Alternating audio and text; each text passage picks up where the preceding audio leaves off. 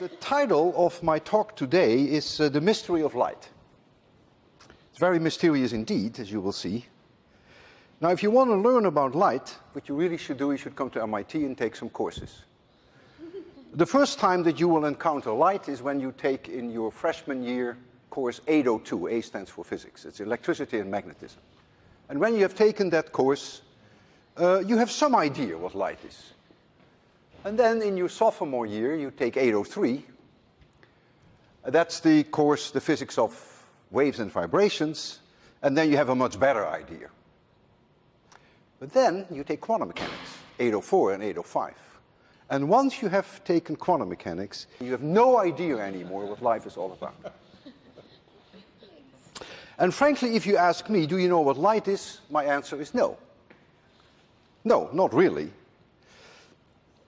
However, I can use and manipulate all those complicated equations that I've seen in all those courses. And they allow me to make certain predictions of what light will do under certain circumstances. Does that mean that I have an understanding of it? No, but I know how to turn the crank. It is a recipe, and I know how to use that recipe. Now, I will try to convince you today that light comes in the form of waves. However, that's not the whole story. I could convince you tomorrow, give another lecture tomorrow, that light is not waves, but that light comes in the form of particles.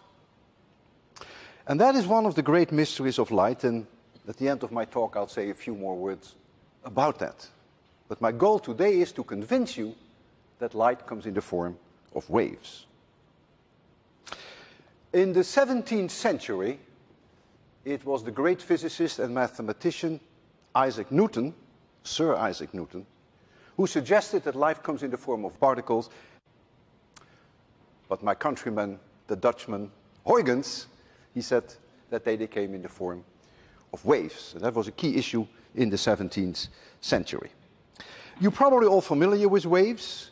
Water waves, for instance, is probably the most familiar. If you tap on the water with a certain frequency, you get beautiful waves that propagate over the surface of the water. You can throw a pebble in a pond and you also see water waves.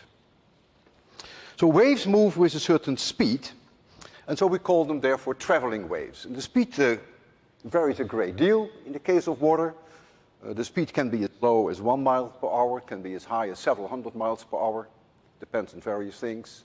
The tsunami waves can go as fast as 500 miles per hour. Now, sound is also a wave.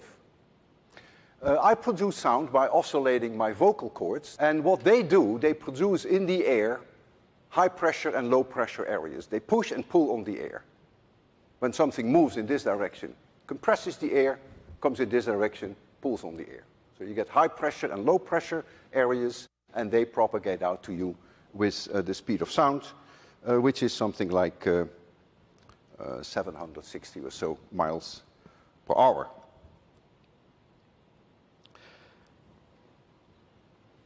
Light is also a traveling wave. Light moves very fast. 300,000 kilometers per second, 200,000 miles per second roughly. The sun is 150 million kilometers away from us, so it takes the light from the sun 8 minutes to reach us. To put that in perspective, if a jet plane could fly to the sun with constant speed, then it would take 20 years to reach the sun. We have a name for these light waves. It's a very difficult name. I suggest you first hold on to your chair before I tell you the name. We call them electromagnetic waves. Not only light, but there are other forms of electromagnetic waves, like radio waves and X-rays, infrared, UV, all members of the family of electromagnetic waves. So clearly it has to do with electricity, and it has to do with magnetism. Now, you all are familiar with electricity, and you probably know about magnetism. You have magnets on your refrigerators at home, no doubt. I happen to wear a magnetic brooch today. You see, this is a magnet, and it sticks very nicely. And all of that has to do with light one way or another. Electricity and magnetism is what light is all about. Some of the electromagnetic waves, or most of them actually, are invisible. Light is what we can see with our eyes, but infrared you cannot see. Ultraviolet light you cannot see. Some animals can, but we cannot. However, you can feel infrared light. It's the body heat that is infrared. You can feel that. So we have sensors that we can at least detect the electromagnetic waves in the infrared. I have decided to put a minimum of equations on the blackboard, but there is one that is very important, because you're going to see it throughout this lecture. And so, if you're ready for this, let us take a look at a wave. Here is a wave, and this could be a water wave, or it could be a wave that you put in a string, in a violin string. And this wave is propagating in this direction. And the speed of that propagation, let's call that v. The separation from mountaintop to mountaintop is called the wavelength, for which we in physics give the symbol lambda. Now, in order to generate this wave, I'm going to tap on the water up and down, and I can do that with a certain frequency. So I'm going to introduce the word frequency for you, for which we will write the symbol f. And that simply means how many times per second I move it up and down. It could be a string, or it could be the tapper on water. So it is the number of oscillations, number of oscillations per second. And we abbreviate that. The unit that we give that is really oscillations per second, but we normally write for that hertz, capital H, small z. And so 10 hertz means that I make 10 oscillations per second. 100 hertz means 100 oscillations per second. Now, there is another quantity, t, which is the period of one oscillation. How long does one oscillation last? It's immediately obvious that if you have a frequency of 10 oscillations per second, that one oscillation only lasts 1/10 of a second. And so therefore t, which is the period of the oscillation, of one oscillation, t is clearly 1 divided by f. So if f is 10 hertz, just as an example, 10 oscillations per second, then t is 1/10 of a second. This should not be too tough for you to handle. Very good. Now, if I move my hand up and down here, if this were a string, in capital T seconds, and if the disturbance moves with a velocity v, then the distance over which that disturbance has moved, that distance is, of course, v times t. And so therefore there is a key relationship between the wavelength lambda, the velocity of the wave, and the period of the wave. So in this amount of time, the disturbance has moved this far, which is our definition of wavelength. And since capital T is also 1 over f, I can also write that as v divided by f. And this one I want you to hold on to, because that will come back during my lecture again and again and again. In the case of water, the disturbance of the water is perpendicular to the direction of propagation. You see here the mountains, and you see the valleys. They are in this direction. The water goes up and down, yet the wave propagates in this direction. And that we give that a name. We call that transverse waves. Transverse indicates that the direction of motion of the water is perpendicular to the direction of propagation. So they are traveling transverse waves. In the case of sound, the situation is different, because when my vocal cords vibrate, they push the air in, high pressure, and then they suck on the air, low pressure. And so there, the disturbance of the air, the high pressure and the low pressure regions, are in the same direction of motion. That's why it's very difficult to make a drawing of a sound wave. And we give them a different name. We call them, therefore, longitudinal waves. And longitudinal means that the displacement of the air is in the same direction as the direction in which it moves.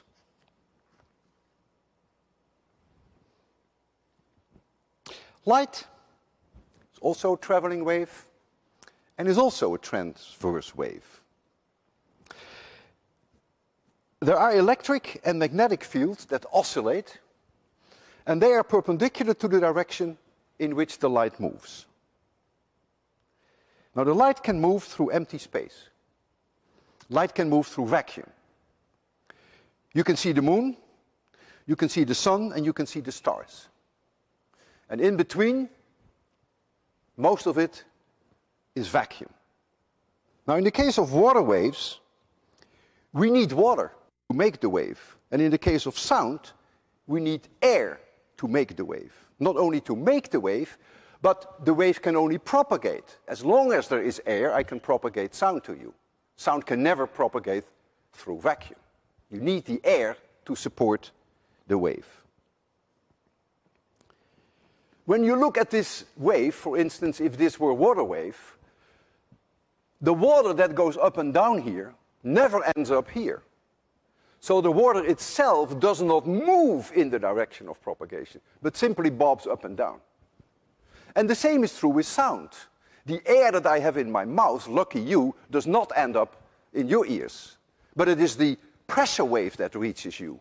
And when that reaches you, your eardrum starts to shake, and then your brains are constructed in such a way that you say, I hear sound. In that sense, you can perhaps compare the sound waves with a queue of people, a whole row of people are waiting at the supermarket, and at one end, one person goes boom, and then the next person goes boom, and the next person goes boom, and finally, at the end of the row, the last person goes boom. And you see, that person who was standing there did not move along the direction of the wave, but it was the disturbance that moved along the direction of the wave. So clearly, sound cannot exist in vacuum. So when you see these gorgeous scientific, these movies, science fiction, and you hear in outer space a huge bang, well, that's a problem, because sound cannot exist in vacuum and cannot travel through vacuum. Light is very different. There is a big difference between electromagnetic waves, light, and in this case, the water and the sound waves. Because in the case of light, since it can go through vacuum, there is actually something that wasn't there before that now is in vacuum. And that is that mysterious electromagnetic field. So vacuum is completely empty space. We do not need any medium there to support the wave, which we did with water and which we did with sound, not with electromagnetic waves. So even though water does never move from this position to this position, in the case of light, there is actually something, electromagnetic fields, that do move and that make it very special. So there is a big difference in that sense, which many people, many of you often do not appreciate. Now comes the question, of course, what is oscillating in the case of electromagnetic waves? Well, what is oscillating somewhere, without you knowing it often, something must be oscillating, and what is oscillating are electric charges. And these electric charges produce spherical waves in all directions, just like sound. When I speak to you, waves move out in all directions. Electromagnetic waves move out also in a spherical way, and they carry with them then this electromagnetic field, which is produced by oscillating charges. Let's try to be a little bit more quantitative and use this equation. We're going to use it for water, we're going to use it for sound, and we are going to use it for light, because those are the three substances today which are at the center of my talk. I have over there a very thin pan of water with a very shallow amount of water. There's only 4 millimeters of water in that pan. And since physics is not only my hobby, but is my life, I can calculate the speed of water waves when there is only 4 millimeters of water. I'm not going to tell you how I do that, but the speed of water waves when you have 4 millimeters of water, that speed is roughly 20 centimeters per second, 0.2 meters per second. You have to take my word for it. If I change the depth of that water, the speed will change. if I tapped on the water with a frequency f, if I did that with 10 hertz, then you can calculate now what the wavelength will be. Lambda then is v divided by f. So that is 0.2 divided by 10.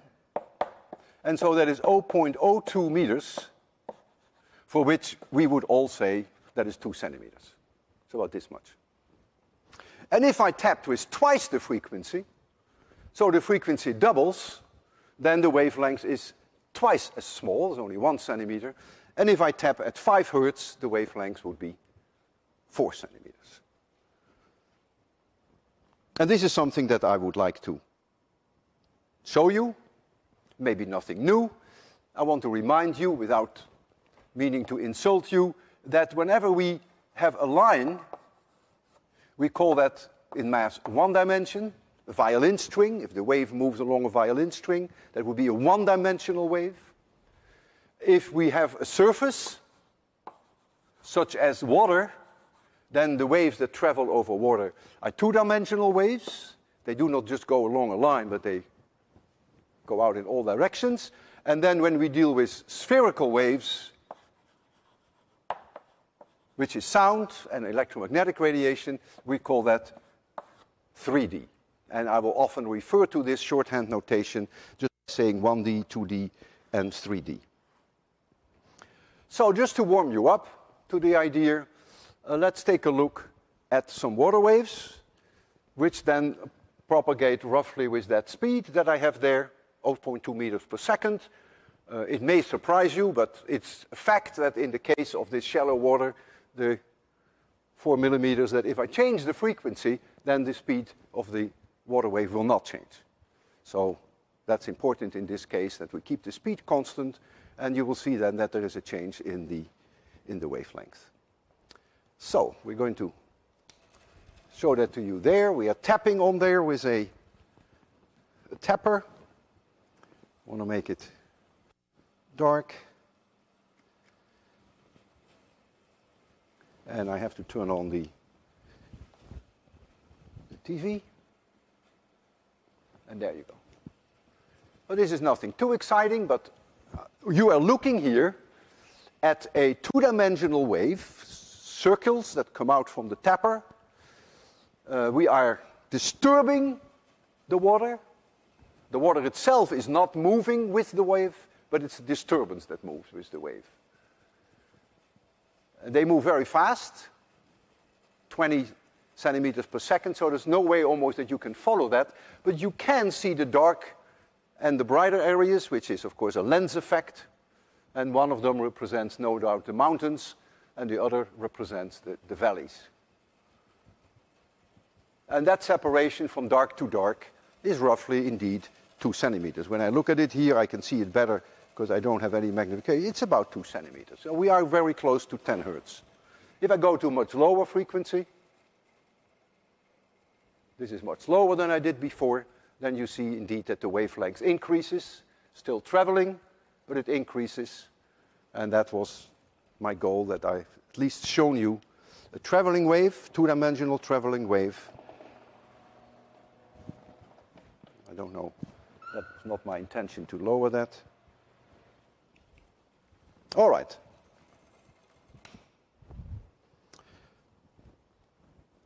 So, traveling wave of water.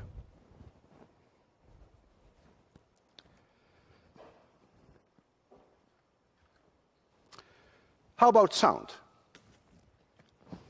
So this was water.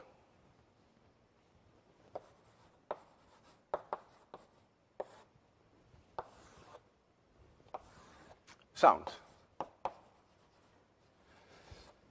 The speed of sound in this room is about 340 meters per second. That's non-negotiable. It will change a little bit with temperature. So V is 340 meters per second.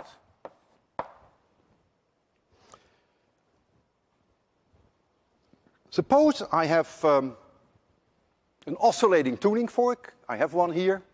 and I oscillate the tuning fork with a frequency of 256 hertz. So you're all experts now. I could ask you, what is the wavelength? I cannot make you see the wavelength, but I can make you hear the sound. And the wavelength then, lambda, is v divided by f. So lambda, longitudinal wave, is 340 divided by 256, which is about 1.3 meters. And so what that means then, that if you look at the areas, the locations in the air where the pressure is the highest, which can be compared then with the mountains of the water, they are 1.3 meters apart. And the location where the pressure is the lowest, they're also 1.3 meters apart. So you see, it's much easier to draw a water wave than it is to draw a longitudinal wave. So I can make you listen to this. That's just the way it is. But you have no idea, of course, that the wavelength is 1.3 meters. So this is a tuning fork that oscillates 256 times per second.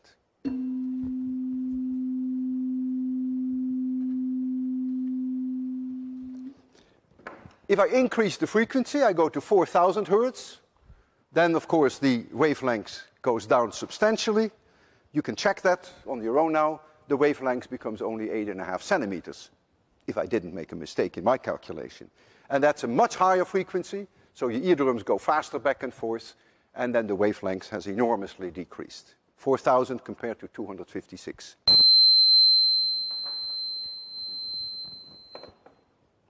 So that's sound.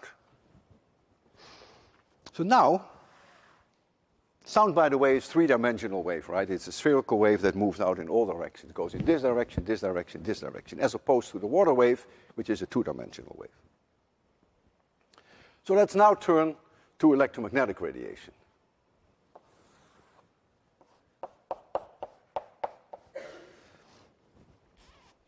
Electromagnetic radiation has a speed through vacuum of 300,000 kilometers per second. It's about the same through air. Little less, but insignificant. The difference is insignificant. And so we will just write down that the speed is 300,000 kilometers per second, which is 3 times 10 to the 8 meters per second. I just assume that you are familiar with the notation 10 to the power 8. It's a 1 with 8 zeros.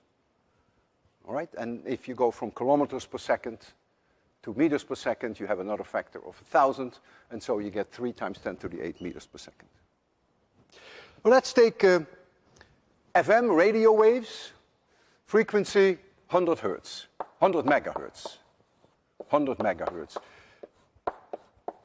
This mega, by the way, stands for 10 to the 6. We just write that as a capital M, so let me be cleaner and write it down as 100 times a million, so that it's 10 to the 8 hertz. So the wavelength, lambda, is v divided by f, is 3 meters. So the wavelength of your typical FM radio station is 3 meters. Radar, which would be 10 gigahertz, 10 billion oscillations per second, would give you a wavelength of only 3 centimeters. Peter is quite familiar with radar. How about light? If we have light,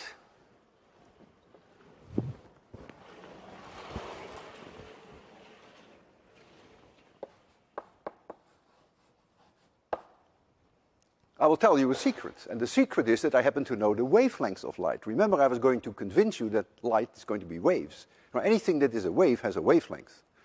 And so if I tell you this secret, that light, not all colors have the same wavelengths, but roughly the wavelength of light is about half a micron. And a micron is 1/1,000,000th of a meter.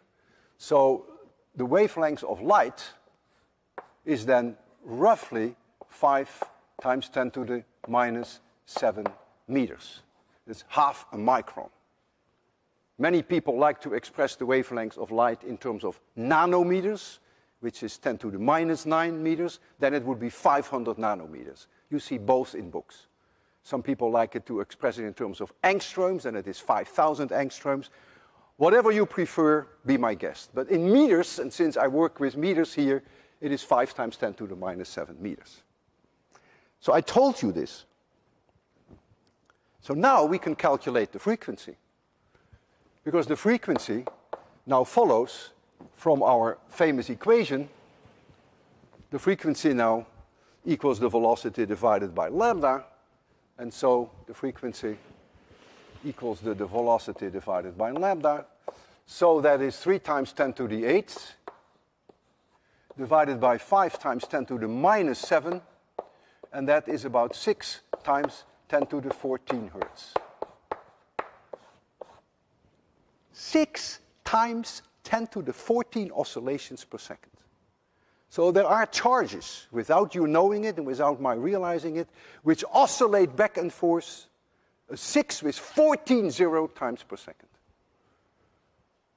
And that's a very representative number for light. In the case of blue light, it's a little higher. In the case of red light, it is a little lower. So now, how can I demonstrate this? Now, I demonstrated water for you. We were tapping 10 times per second. And then we went up to an unimaginably high number of 256 times per second, even 4,000 times per second. How on earth can I go up now to 10 to the 14 times per second? Well, I don't have to do anything. Just look around you. All the light that you see is generated by charges that are oscillating. So this is the easiest demonstrations for me as I can think of. So there are charges that are oscillating with these frequencies, and they produce the light.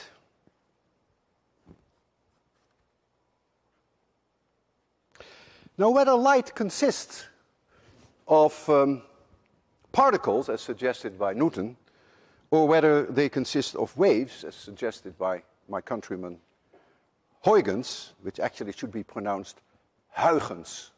None of you can say Huygens. And if any one of you can say Huygens, there is a 99.9% chance that you're Dutch. Even Peter, you cannot say Huygens. Try it. Well, Peter, you're a friend of mine, so I won't say much more then. Huygens, but in the lecture hall in the United States, you call the poor man Huygens. So Huygens suggested that they are waves, and Newton suggested that they are particles. And that was a very controversial issue in the 17th and in the 18th century. And it was not until 1801 that this was settled once and for all. At least that was the belief in 1801. So let's now turn to the proof that light comes in the form of waves. Let's first return to water again.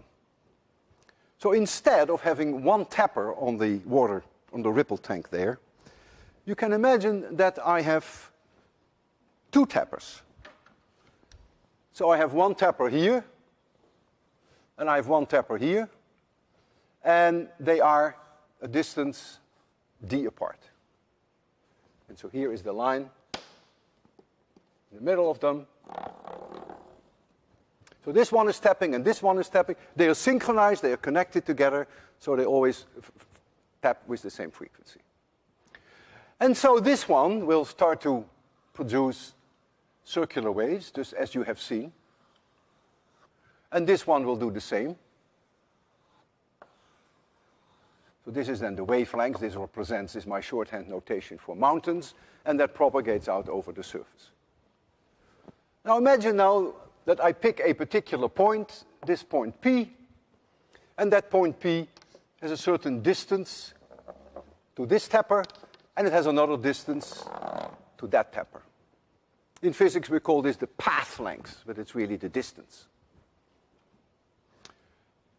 The path length is different for those two. In other words, one wave from one tapper reaches this point earlier than the other wave. This one gets here earlier than that one. Now, if the difference in these path lengths is the difference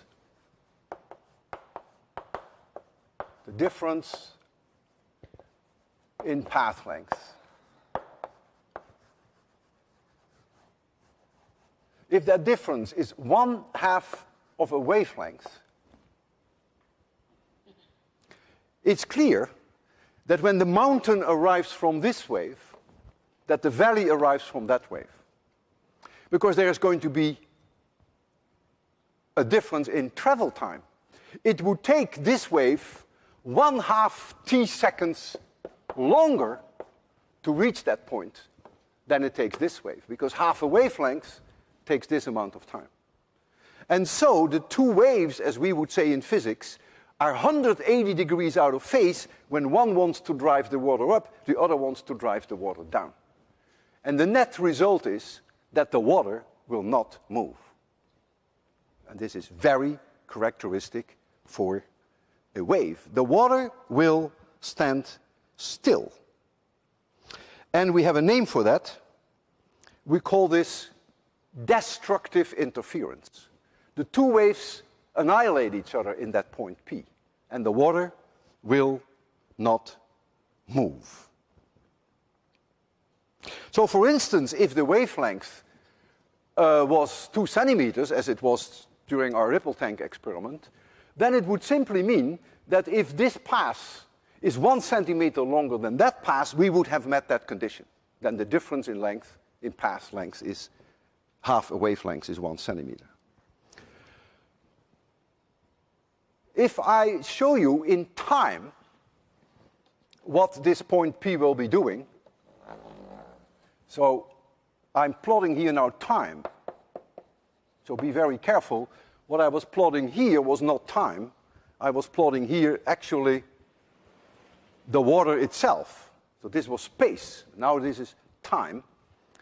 And I want to know at what time that point P is where. The point P, all the point P is doing is this: up, down, up, down, up, down on the water level. Well, so what you're going to see is something like this.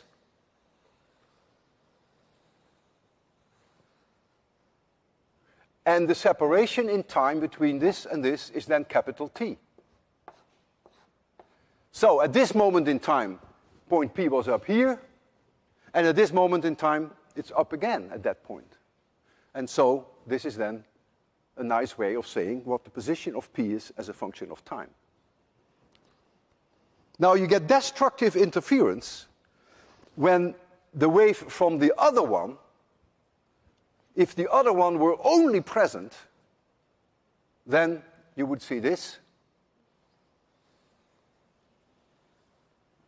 And of course, point P has to go with both of them. One wants to do this, and the other wants to do this. So point P is going to oscillate with the sum of the two, what we call displacements. The maximum displacement we call amplitude, and therefore point P will not move at all.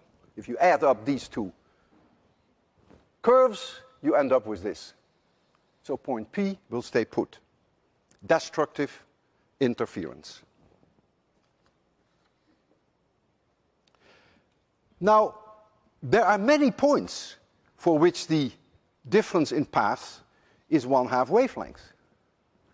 It is immediately obvious that there should also be a point, for instance, somewhere here on this line.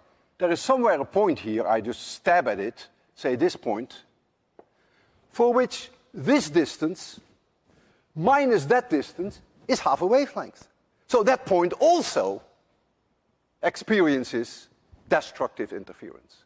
And so you can construct now on this surface all the points for which the difference in path length to this stepper and this stepper is 1/2 wavelength.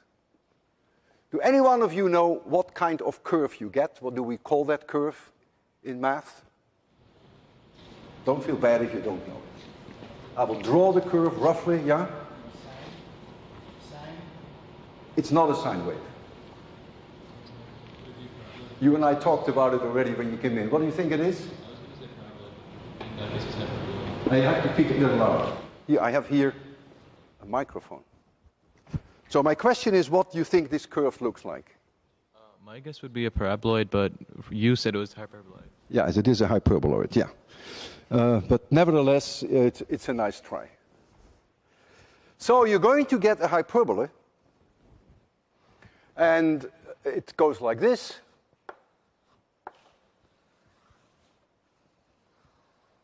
And if you have one here, then clearly you should also have one here for the same reason.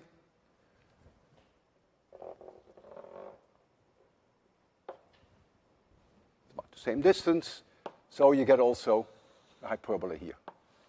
Because clearly, if this wave from here comes later in time, then the wave from this point comes here later in time. So again, you have a difference between the two of 1/2 wavelength, so 180 degrees out of phase. So there's one hyperbola here and there's one hyperbola here, for which the difference in path is 1/2 lambda, and this one is also 1/2 lambda. But you can construct other hyperbolae for which the difference in path is not 1/2 lambda, but is 1.5 lambda, or 2.5 lambda. And in all cases, will you have destructive interference? And if you don't believe that, you should do your own homework and convince yourself that indeed, this case, the waves are 180 degrees out of phase. The mountain arrives when the other one has a valley. But if the separation is, the difference in path is 1.5 lambda, you have exactly that same situation. Always destructive interference. But now imagine that the difference in path length is 0. And there are lots of points for which the difference in path length is 0. For instance, here, everywhere on this line, the distance to this tapper and to this tapper, exactly the same. So the difference in path length here is 0. This is a terrible abbreviation. Distance in path length, dp, is 0. What does that mean? Will you now have destructive interference there? Or is there something else special when the difference is 0? Something else. Let me get you the microphone, because that's always nice to hear your reactions. Yes, but you'd have something else, and if it's 0, you'd have the same mountain or the same valley. So what does that mean then? That the two waves Would add. They would add, exactly. They would add the maximum possible. And that's what we call, we have a name for that, constructive interference. One is destructive, they kill each other. In the other case, they support each other. So now we're going to get constructive interference. So this was destructive. And we have then constructive interference when the difference is either 0 or lambda or 2 lambda or 3 lambda. If you don't believe this, do your homework and you will see that the waves are then again in phase. We say the waves arrive in phase. And if the difference is neither 1/2 nor 1, well, then it is something in between. Then you don't get 0 and you don't get the maximum possible, but you get something in between. If you want to have a rough idea about how many of those hyperbolae you have with destructive interference, we call those, by the way, in the case of water, we call them nodal lines, just a jargon, and we call these anti-nodal lines. So where you have constructive interference, we use the word anti-nodal. Where you have destructive, we use the word nodal. If you want to know roughly how many nodal lines there are and how many anti-nodals there are, anti-nodal lines are, just roughly, it's always 2d divided by lambda. And if you have some time and you spend 10 minutes on the problem, you will see why that is. So always hold on to the idea that you would see the total number is 2d over lambda. d over lambda on one side and d over lambda on the other side. If you add them up, you get 2d divided by lambda. So to get a rough idea, we're going to use that number, and that's why I give you that number. I can show you on an overhead then the idea of constructive and destructive interference, if it isn't clear yet, because I'm going to show you now again that same curve as a function of time, what p is doing, and then I have the option now of moving the two waves relative to each other. So the destructive interference then is for all points on the surface of the water which experience this, that one wave says you have to go down and the other wave says, sorry, I want you to go up. And then the constructive interference is this situation, whereby the two waves add up, and you get the maximum possible amplitude. You get twice the amplitude that you would get if you only had one tapper. And then there is, of course, everything in between when the condition is neither destructive nor constructive.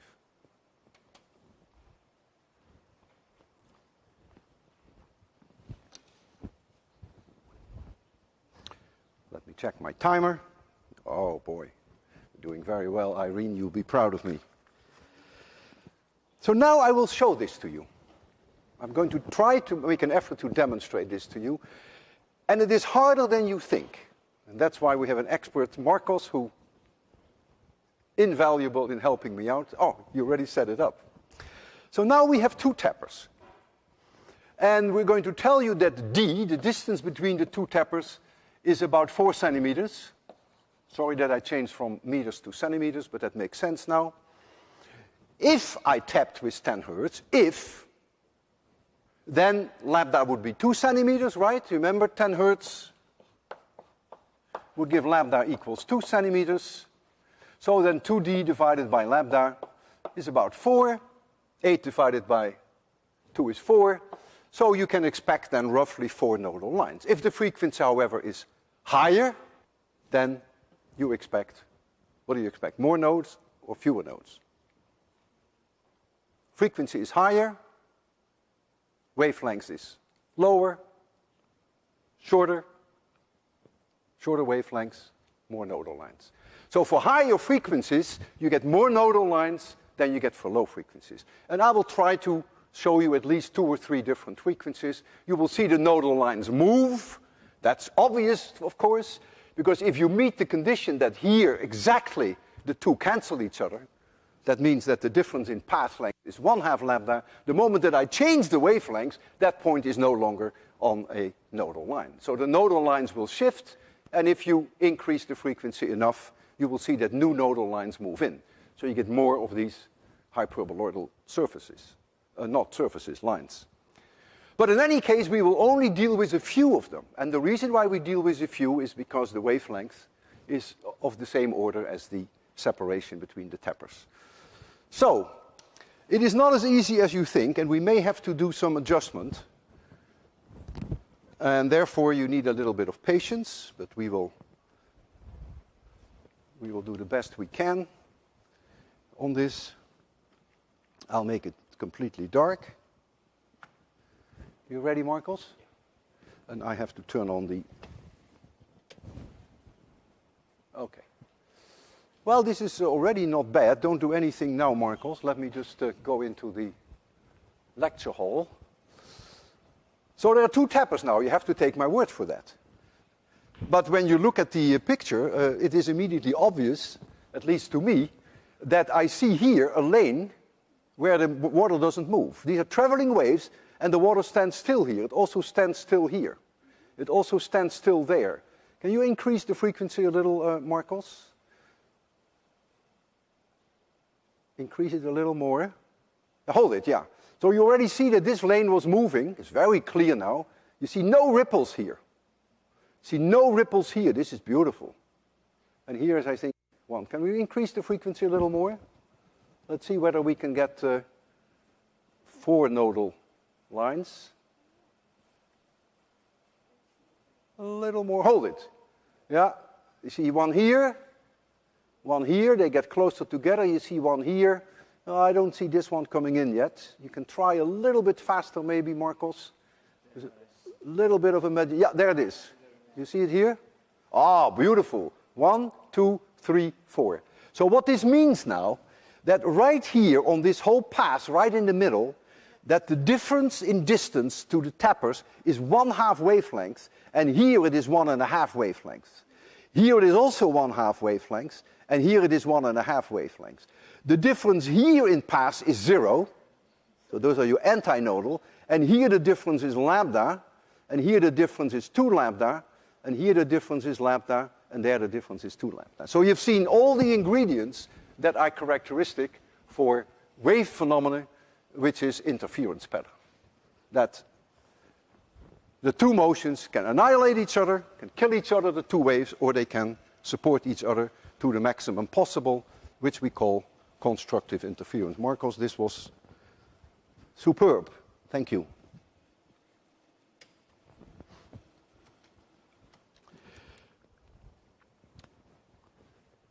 I think this is an ideal moment to have a break and to make you think about this. After the intermission, I will then continue this whole way of thinking of interference with sound, and I will bring your intuition to a test, and then we will continue it even to the extreme absurdity, trying to get interference with light, in which case we bring you even beyond what is imagination can handle. Okay, Irene. 5 minutes, do what you want.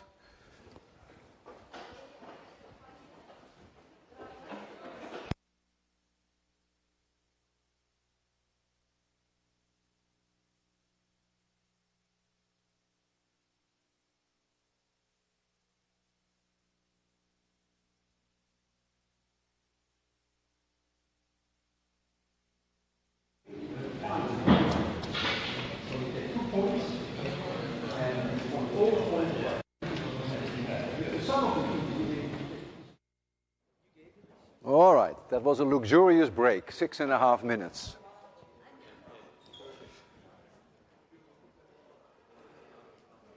All right, so now comes a key question. If somehow two water waves can annihilate each other, and given the fact that sound is also a traveling wave, is it possible that somehow sound plus sound gives silence? In other words, is it possible that if I have a loudspeaker here, and I have a loudspeaker here, 2000 hertz, nice tone, all of us can hear it, are there then locations in this lecture hall where there is no sound at all? And if that is true, there will be others where there is a lot of sound. Because if there are locations where you have destructive interference, there should be others where you have constructive interference. What do you think? Give it a shot. In the worst case, you're wrong. I'm wrong so often. You shouldn't feel embarrassed about that. So the question is, can sound plus sound make silence? Total silence. Total silence. Who wants to give that a shot? Who is brave enough? Are you afraid?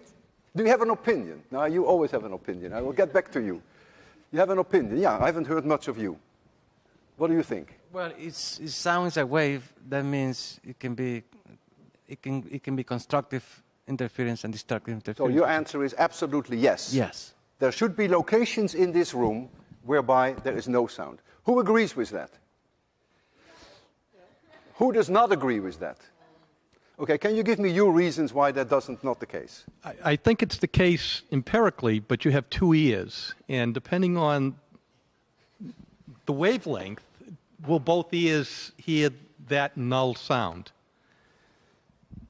Well, all right, but you do say then that yes, there are locations where there is no sound. Whether you can find those locations is then a different issue. Yes. Very good. Any other suggestions? Here is someone who has another opinion. Go ahead. There's a problem of noise. You're not in an isolated environment. There might be no sound contributed from them, but you have the sound from the from. All right, I hear you, and you of course are right, but what I meant is that the 2000 hertz would go away. And the fact that you're opening your sandwich bag, which is very annoying, that sound I will accept, okay? So that's fine. Well, the proof of the pudding is in the eating.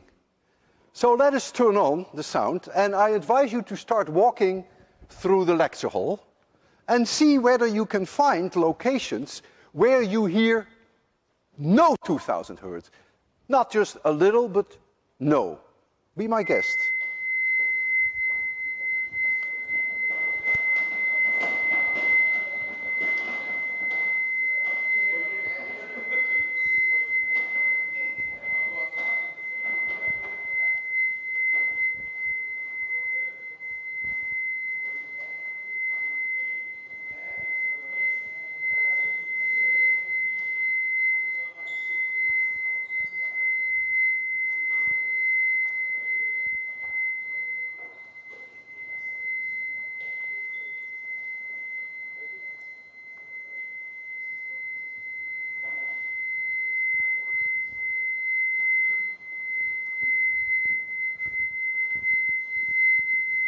All right, why don't you return to your seats?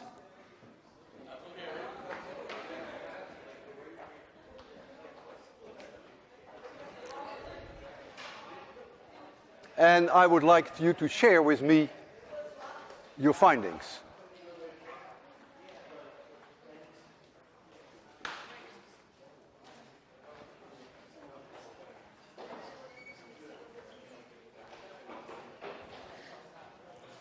So let me first ask you the most difficult question. Were you able to find locations where you absolutely did not hear the 2000 hertz? Did any one of you find such a location? Okay. Did you notice that when you walked around that there were certain areas where the sound was substantially stronger than others? Okay. Now let's be a little bit more quantitative to understand what you have done and what you should not have done. It's more important. The separation of the two loudspeakers is about 2 meters. You could have seen that. And I also told you that the frequency was 2000 hertz. That's key information which you did not use. And I don't blame you for that. In fact, I set you up that way.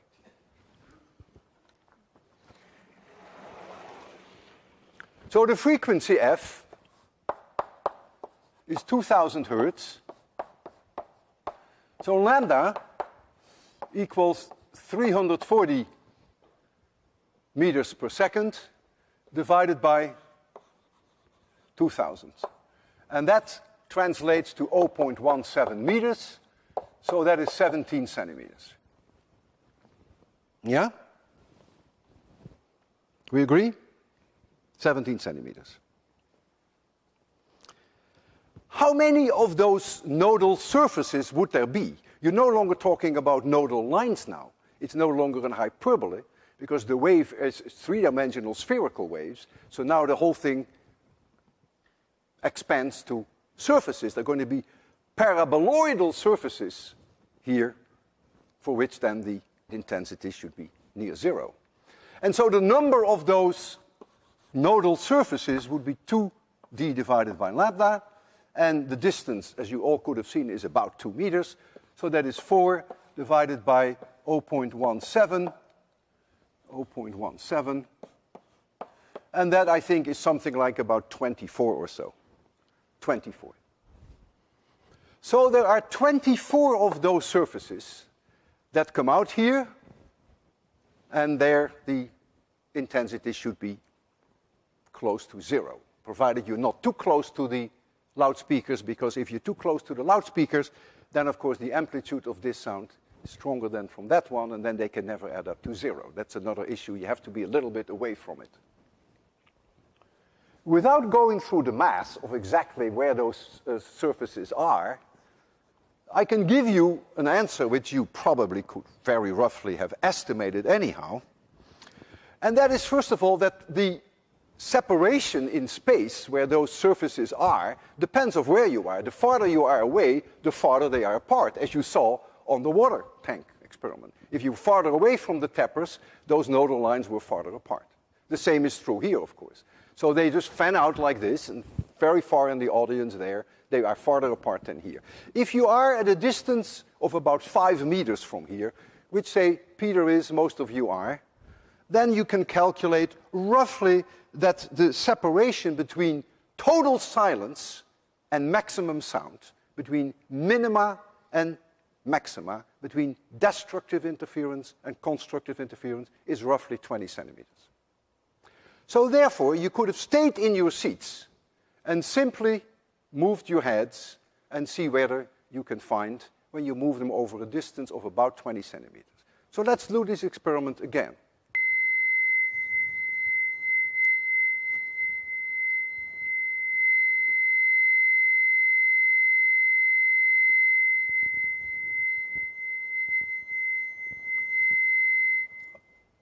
Who found points of absolute silence?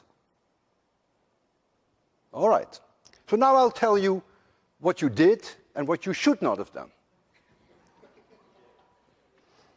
For one thing, people move their heads way too fast. Your ears are amazingly sensitive. So the locations of real absolute silence are not this wide. They may only be something like a few millimeters, because if you move slightly away from destructive interference, your ear already begins to hear sound. That's number one. But coming back to this gentleman's comment, if the separation between the nodal surfaces and the antinodal surfaces is 20 centimeters, what is about the distance between this ear and that ear? That is about 20 centimeters. Did I do that purposely? The answer is yes. So you will never find a position in the lecture hall whereby you hear no sound. You got to close one ear, and some of you did that. Close one ear completely. Move extremely slowly, and when the intensity of the sound goes down, move even slower. And I can assure you that you will be able to find points whereby sound is as close to zero as you can imagine. I was there this morning and I tried it. So I'll give you your last chance. Close one ear and move very slowly. So the separation here is a little shorter than it is there where Peter is. Peter is about 20 centimeters.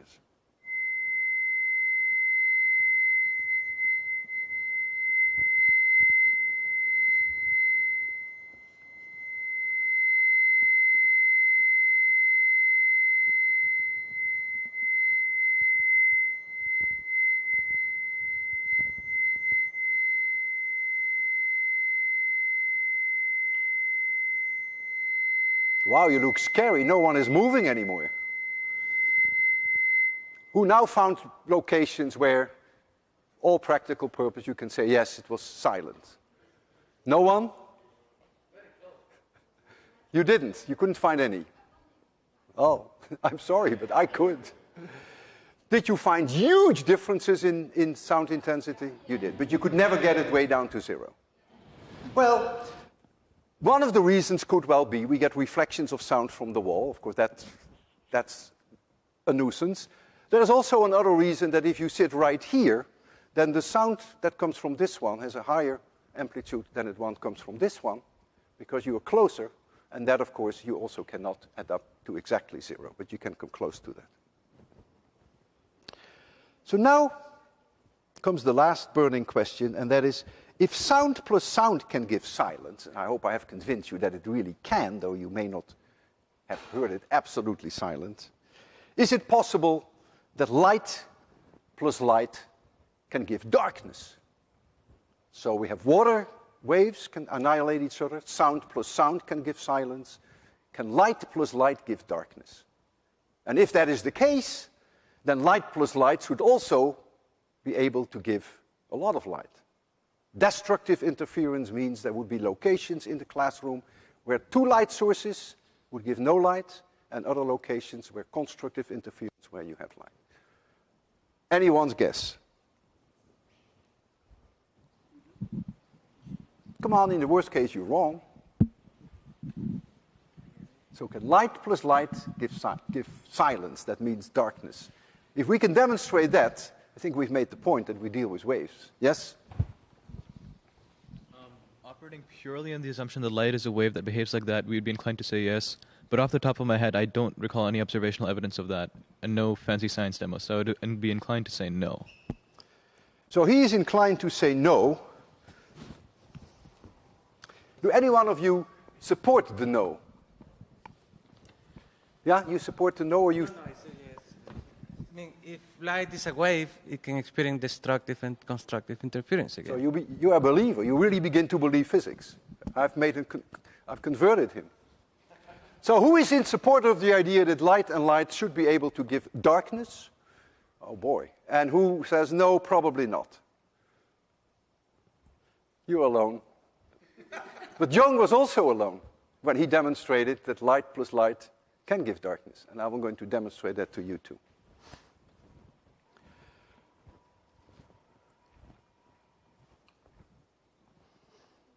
So I gave it away. I said that Young, in 1801, demonstrated indeed that light plus light gives darkness, can give darkness.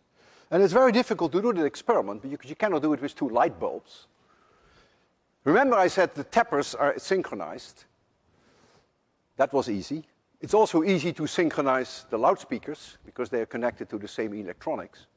But how do you synchronize two light bulbs? And that you cannot do. And so the breakthrough that Young made, that he realized that if light is a wave, and if you make the wave go through two openings, so this is one opening, and this is another opening, and this separation is D. So this could be pinholes, but it could also be slits perpendicular to the blackboard, so slits like this. And if you have a light source very far away, and if light is really a wave, then spherical waves would move out. And so by the time they reach here, they come like this.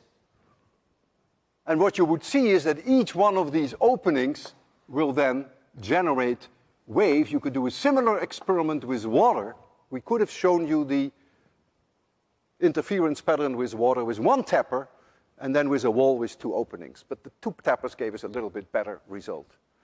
So Young realized that if you have a light source far away and you have two openings here, that on this side you should have all the conditions then for destructive and for constructive interference. We do this experiment with a laser, which Young did not have. And that's very nice because lasers, of course, are very powerful. The separation that I will use today is 1/4 of a millimeter. And the wavelength of the laser that we will use, the red laser, the wavelength is 633 nanometers, 633 meters, 10 to the minus 9 meters. So if I now ask you how many surfaces are there whereby there is total destructive interference, that would be 2D divided by lambda. It's a high number. And so you can imagine that those surfaces, those destructive hyperboloids and the constructive hyperboloid are close together. We have it set up here, and here we have these two very narrow grooves, 1/4 millimeter apart, and here we have the red laser, and we're going to see there on the screen the results of the light intensity, and that will show you beyond any doubts that you will see locations where it is completely dark and other locations where the light is very strong, and that's where there is the constructive interference. I need my laser because I have to be able to point it out to you.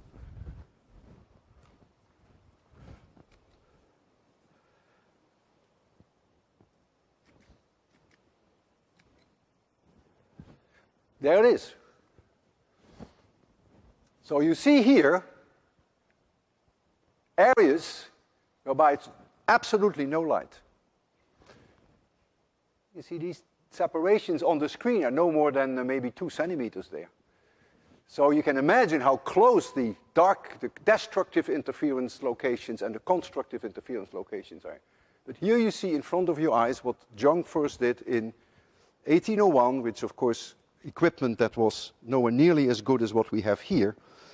And this then was in those days convincing evidence that we're dealing with waves. And if you know the distance from here to the wall, which I normally call capital L, and if you know the separation of the two slits, and if you can measure the separation there between darkness and bright and darkness, then you can calculate the wavelength. That's pure math. That is not physics, but that is just pure math. It comes down to hyperbolas and intersect them with a screen. So that is really not all that difficult. So now comes the question, why was this absolutely conclusive evidence that we are dealing now with waves instead of with particles? And this is very fundamental. If light is waves, then you see here on a screen this interference pattern, which goes way beyond the separation D.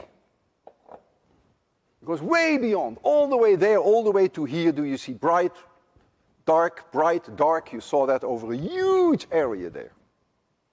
Imagine now that light was particles, and that I would throw particles through here, and then some other particles through there, like tomatoes.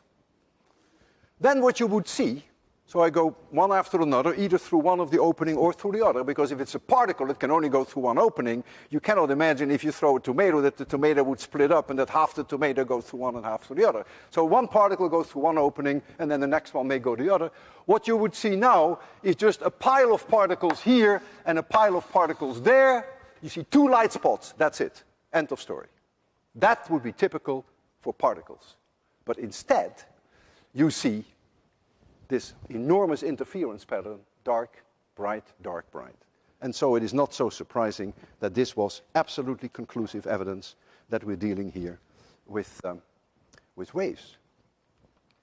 So now we can go one step further, and we can ask ourselves the question, if we now go to an experiment like this, whereby we have many small openings, not just two, which we call the double slit interference, but we have many, this many, capital N. And the separation between two openings is again that famous D, the same as it was before, except it could be much smaller if you want to make it very small.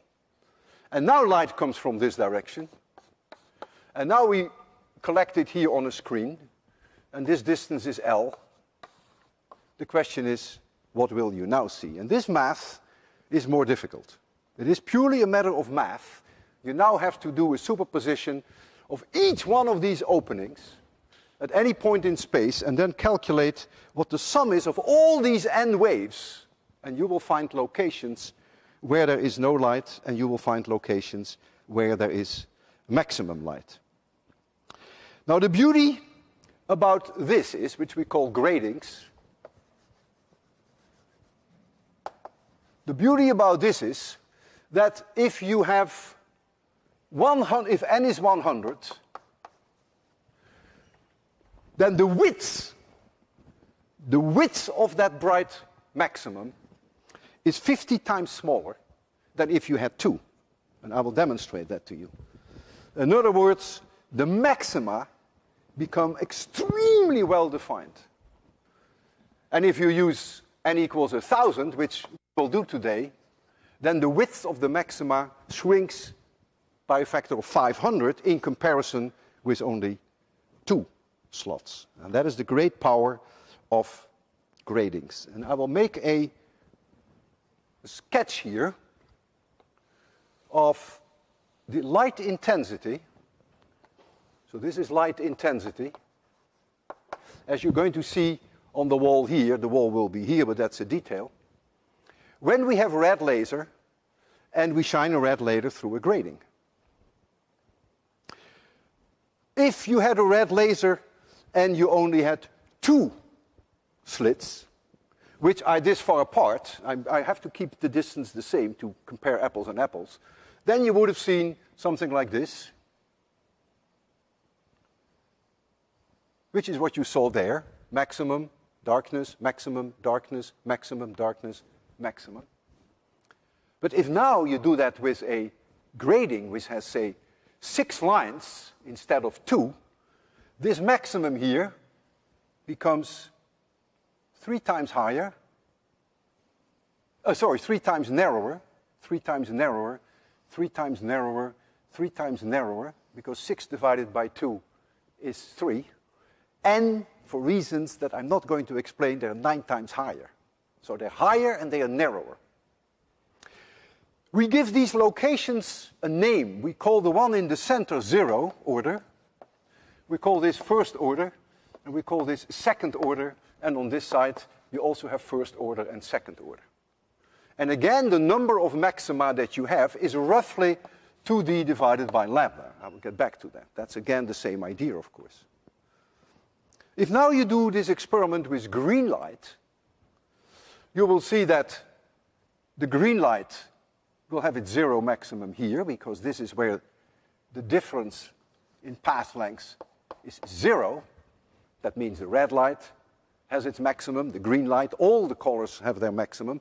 But you will see now that the maxima of the green light will fall here and will fall here. But there's a difference in wavelengths between red and green, and so there's a difference in the locations of those hyperboloids. But not at the zero, but here there will be differences, and then the third one would be somewhere here. And I will demonstrate that to you. So you're going to gain with a grading two things. You get more light, and you get the lines very narrow. So you get the locations of brightness become extremely well defined. And I will work with your own gratings that you have been given. Your own gratings have 13,400 lines per inch. That's what the manufacturer tells us. So your gratings have a separation between the grooves in the plastic, which is 1.9 times 10 to the minus 6 meters, 1.9 microns. You can easily calculate that if you know that 13,400 lines per inch. And so you can even make a rough guess about how many nodal lines and how many antinodal lines there are going to be. That's going to be 2d divided by lambda, and that is about 3.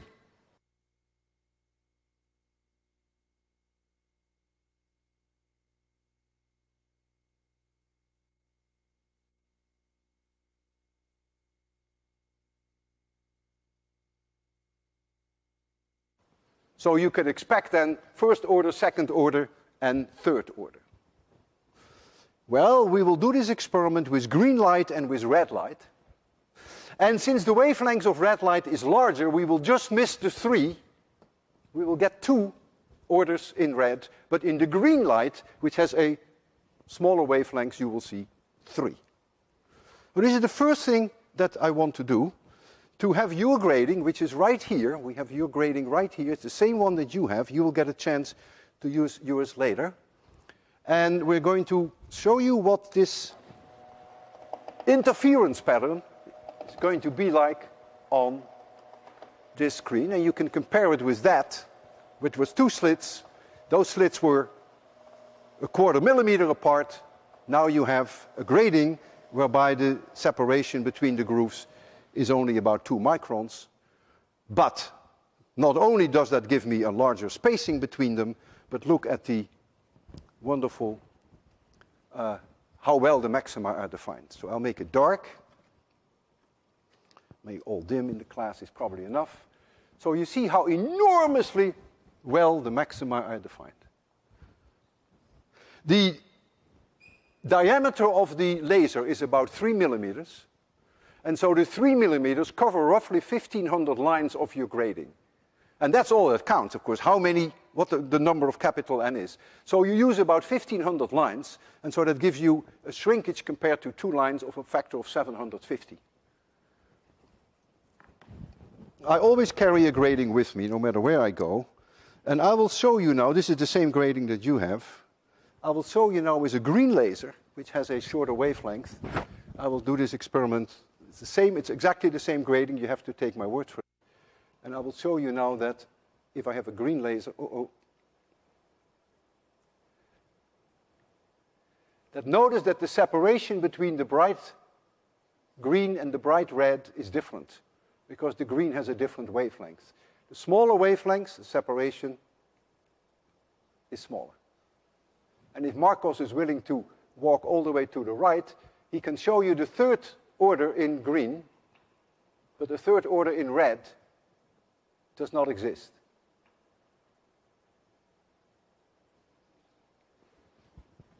And so this now is an amazing tool to analyze the spectra of the various gases. When you heat them, they produce characteristic set of colors, a characteristic set of frequencies. And these can now be studied and they can be viewed with your grading.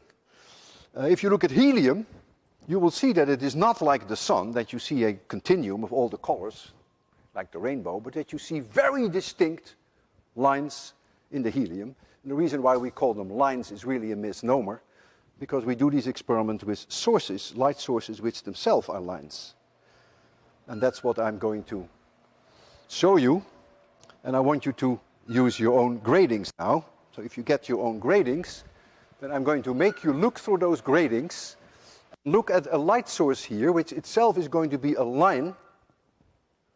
And if you hold your grating the right way, you have to try that a little bit, you will see this spectrum. First, you'll see zero order, where all the colors overlap. That's in the middle. You will see first order, second order, third order, maybe, depends on the color. And I'm going to make it completely dark.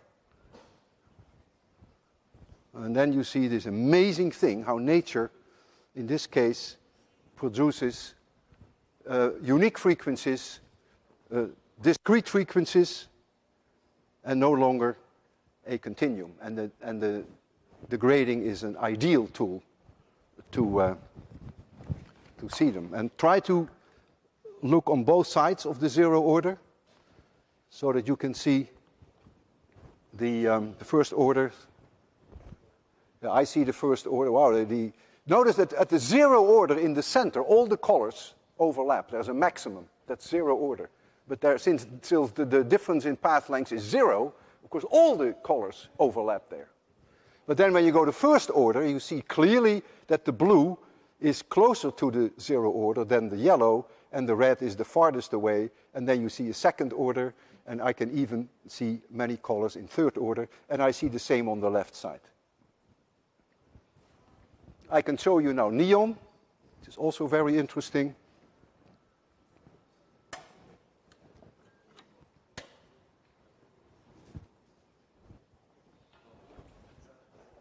Oh yeah, I see clearly first order, second order, and most colors, even the most colors I see in third order.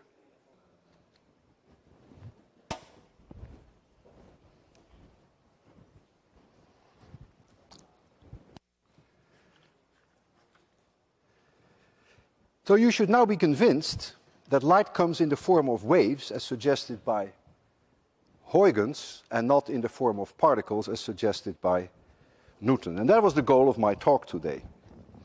However, as I mentioned earlier, I could give another talk in which I could convince you that light does not consist of waves, but that light actually consists of particles. 20th century physics has shown that light comes in the form of individual photons, and these photons can be localized in space, and we can detect them and we can count them in a similar way that you can detect and count individual tomatoes, which is a very different picture from a spherical wave moving out in all directions. We're now talking about small bullets, well localized, and you can detect them, like tomatoes. So instead of throwing light photons at you, I could make an attempt to throw tomatoes at you. These are very nice. I grow them in my own backyard, and they are very soft. So if you catch them, don't squeeze too hard. You want one? Will remind you for the rest of your life what a photon is not. Ooh, good for you. I can throw some other photons to you. Here goes a photon. There goes a photon. And another photon. And for Peter, another photon. And for you there, another photon. 2 photons.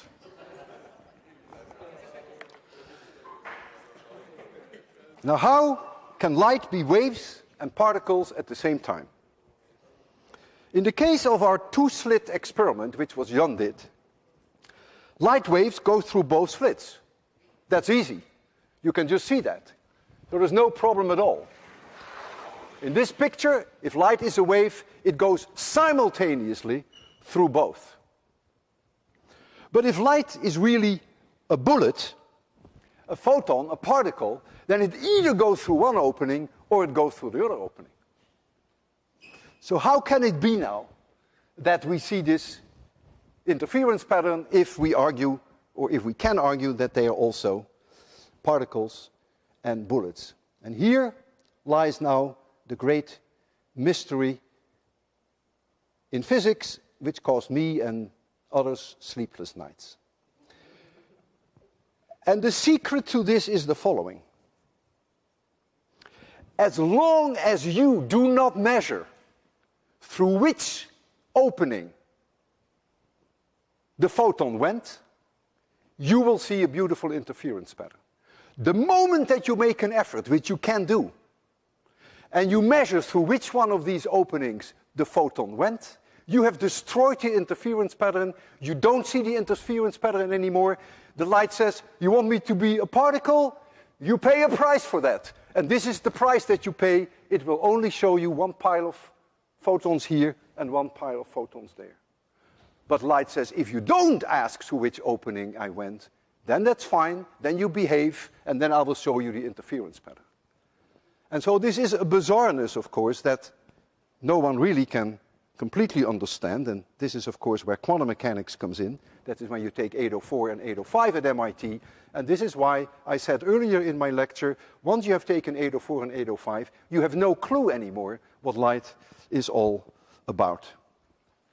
So yes, it can behave like a particle, but it can also behave like a wave, and that depends on what experiment you do and how you do the experiment. It is one or the other. And I have highlighted today only the wave character. Now I'm looking forward to seeing some of you in my classes. There is a chance that you will come to MIT, and there is also a chance that you will have me, maybe a few years from now. And then we can talk about this some more. And I want you to appreciate the fact that this is not easy stuff. Not for you, but not for me either, believe me. Thank you. It was nice having you here.